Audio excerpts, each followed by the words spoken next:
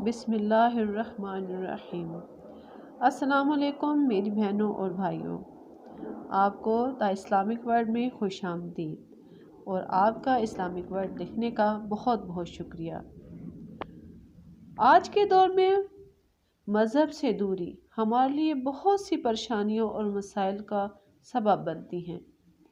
हम जितना इस्लाम और इस्लाम के असूलों से दूर हो रहे हैं, मसाइल में घिरते ही चले जा रहे हैं और हमारे घरों में रिज़्क़ की कमी आती जा रही है और बेबरकती राज करने लगी है। आज मैं आपको हज़रत मोहम्मद सल्लल्लाहु अलैहि वसल्लम का ऐसा अमल बताऊंगी जिस पर अमल करके यकीनन घर की तंगदस्ती और अफलास दूर हो जाएगा। इंशाअल्लाह आप देखिएगा कि हज़रत मोहम्मद सल्लल्लाहु अलैहि वसल्लम की पैरवी करने से हमारी ज़िंदगियों में कैसे असरात मुरतब होते हैं। फरमाया, खाने से पहले वुज़ू करना तंगदस्ती को दूर करता है।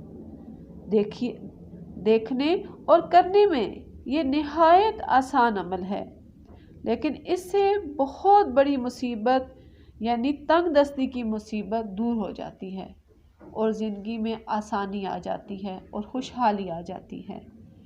ये था वो अमल जिससे हमारे घरों में खुशहाली आती है। अब एक और हदीस आपके गोश गुजार करती हूँ जिससे आज की कशमकश ज़िंदगी में इंसान नफ्सियाती मसाइल से बच जाएगा।